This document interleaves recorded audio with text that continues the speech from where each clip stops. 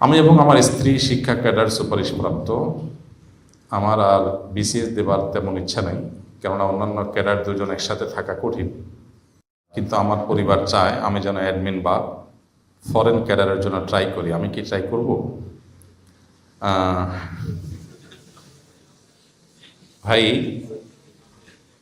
এই জাতীয় বিষয়গুলো বিশেষ করে ব্যক্তিগতভাবে বসে আলাপ করলে ভালো হয়, আলেমদের সাথে একটু খোলামেলা আলাপ করলে ভালো হয়। কারণ পুরো জিনিসটা একটা ছোট্ট প্রশ্নের মধ্যে ক্লিয়ার হয় না আসলে আপনার কাছে অপশনগুলো কি কি। মৌলিক কথা হলো, একান্ত নিরুপায় হলে একজন নারী তিনি জব করবেন, ব্যবসা বাণিজ্য করবেন। ইসলাম নারীদেরকে বলেছে রাজকন্যার মতো বাসায় বসে বসে তারা খাবে দাবে, শরীরে তাও দিবে আর সুখ শান্তি করবে। আর পুরুষদেরকে বলছে তোমরা বাইরে দৌড়াও, ঝগড়াঝাটি করা লাগলে করবা, গালি শোনা লাগলে শুনবা, মায়ের খাওয়া লাগলে খাবা, পিটান খাওয়া লাগলে খাবা, কাজ করতে গিয়ে জেলে যাওয়া লাগলে যাবা, হাত পা ভাঙা লাগলে ভাঙবা। কিন্তু মহিলাদেরকে বলছে তোমরা বাসা বসে বসে খাও, অকর্ণা ফি বইয়তি কন্যা। আর এই পুরুষ শাসিত সমাজ অধিকার দেওয়ার নাম করে আমাদের মেয়েদেরকে পাম্পটি দিয়ে রাস্তা বের করে দিচ্ছে। কি বলছে? বলে যে তোমরা রাস্তায় গেলে তোমরা স্বাবলম্বী হবা, নিজের কামাই হবে, নিজের পায়ে দাঁড়াবা। খুব ভালো কথা। পশ্চিমা দুনিয়াতে দেখেন, সারা পৃথিবীতে ম্যাচ সিস্টেম। হাজব্যান্ড ওয়াইফ দুজন চাকরি করে, দুজনে ইনকাম করে, একজনের সংসারে গ্যাস বিল দেয়, আরেকজন পানির বিল দেয়। ম্যাচের সিস্টেম না? আচ্ছা, ভালো কথা, মিলের মধ্যে শেয়ারে হলো, ওকে ফাইন। বাচ্চাটা কার গর্বে আসবে? ও আচ্ছা, তো এখানে শেয়ারের সিস্টেম তো নাই নাকি? বাচ্চা গর্বে আসলে সেটা কি খুব আরামের কাজ না কষ্টের কাজ? কত কষ্ট! আল্লাহ বলেছেন হামালাতহু উম্মুহু কুরহা ওয়া ওয়াদাআতহু কুরহা। মায়েরা সন্তানদেরকে অনেক কষ্ট করে গর্ভে ধারণ করেন, আর গর্ভ থেকে যখন ভূমিষ্ঠ করেন, প্রসব করেন, তখন অনেক কষ্ট করে প্রসব করেন। আল্লাহ বলছেন কষ্ট করে করেন, তাহলে এটা কত কষ্টের সেটা বলার অপেক্ষা রাখেন। এটা মায়েরা জানেন, সন্তান গর্ভে ধারণ করা। পেটের সাথে 5 কেজি ওজনের একটা ইট 10 মাস 10 দিন রাখা লাগবে না, শুধু 10 দিন রেখেন, 10 দিন বাইদা রাতে শুয়ে। মানুষের যে স্লিপ টেস্ট করে, যে স্লিপ টেস্ট, আমার স্লিপ টেস্ট করছে একবার বাসায় এসে, তো এখানে একটা বেল্টের মতো ছোট্ট একটা ডিভাইস লাগাই দিয়েছে, সব মিলে 1 কেজিও হবে না, আধা কেজিও হবে না। কি স্লিপ টেস্ট করবে? আমার রাত ঘুমিয়ে আসে না, কারণ এইটার জ্বালায় কাইতো। আরে এখানে একটা মেশিন লাগানো আছে না, আবার মেশিন নষ্ট হয় না, আমি নষ্ট হয়ে যাই পেরেশানি। সেখানে 10 মাস 10 দিন, তাও ইট বাইন্দা রাখলে ইটে তো ডিস্টার্ব করবে না, ওটা পেছন ভিতর থেকে ডিস্টার্ব করে। আহা, কত কষ্ট তাদের।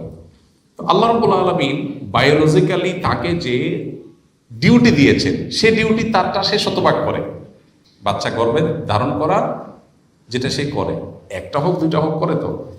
আচ্ছা, এরপরে প্রসবের পরে সন্তানের দুধের ব্যবস্থা, রিজিকের ব্যবস্থা আল্লাহ তাআলা মায়ের পক্ষে দিয়ে রেখেছেন। সেটা সে 2 বছর ধরে করে কমপক্ষে। অনেকে যাদের ইসলামের প্রতি বিশ্বাস নাই, তাদের তার সময়সীমা মেনটেন নেই, বা কি কোরআন আমাদেরকে 2 বছরের কথা বলেছে। তাহলে 2 বছর আর এদিকে 1 বছর, 3 বছর।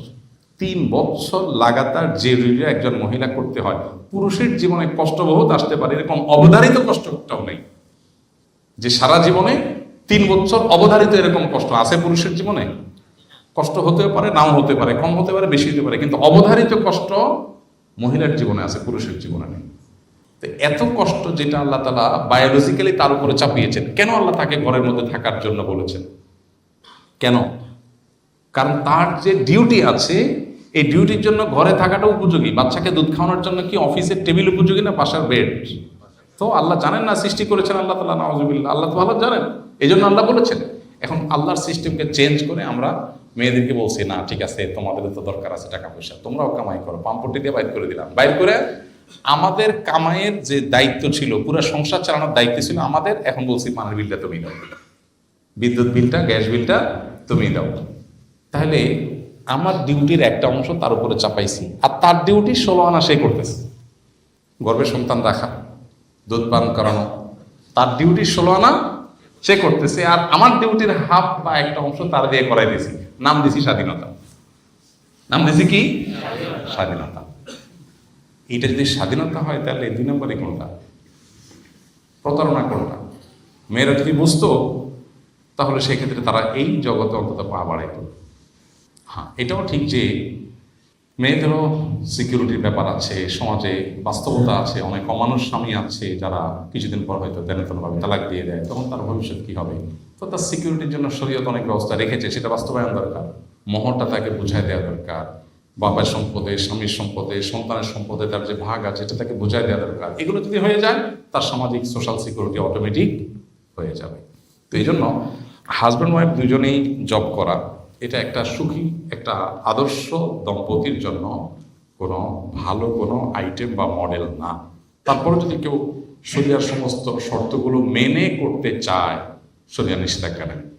কিন্তু শরিয়ার মেজাজ যদি কেউ জানতে চায়, তাহলে আল্লাহ এবং তার রাসূলের মেজাজ বা আল্লাহ তাআলার ফয়সালা যদি জানতে চায়, তো আল্লাহ বলেছেন ওয়াকারনা ফি বুয়ুতিকুন্না, মেয়েরা ভেতরের সাইডটা সামলাবে, পুরুষরা বাইরের সাইডটা সামলাবে। এটা অনেক বেটার।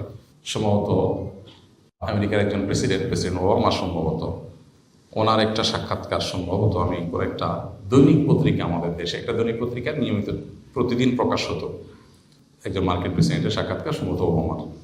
তো উনি লিখেছেন ওখানে যে আমার দাদি নানিকে আমি দেখেছি তারা আমাদের ওয়াইফদের চাইতে অনেক বেশি হ্যাপি। কেন? তারা জব করতো না, বাহিরের জগৎ নিয়ে তাদের এত আগ্রহ ছিল না, তারা বাসার সাইডটা দেখতো, তারা মানসিকভাবে অনেক সুখী ছিল আমাদের ওয়াইফদের চাইতে। আমাদের ওয়াইফরা দুনিয়া দেখে এবং শপিং মলে ঘুরে বেড়ায়, সারাদিন জব করে, এদিক সেদিক যায়, এদের চাইতে তারা হ্যাপি। দুনিয়াতে সুখী থাকা এটা যদি আমাদের মূল উদ্দেশ্য হয়, তাহলে সুখের জন্য যা দরকার সেটাই করতে হবে। আল্লাহর সিস্টেমের বাইরে মানুষ সুখী হতে পারে না। আল্লাহ আমাদেরকে বোঝার তৌফিক দান করুন। এই জন্য যে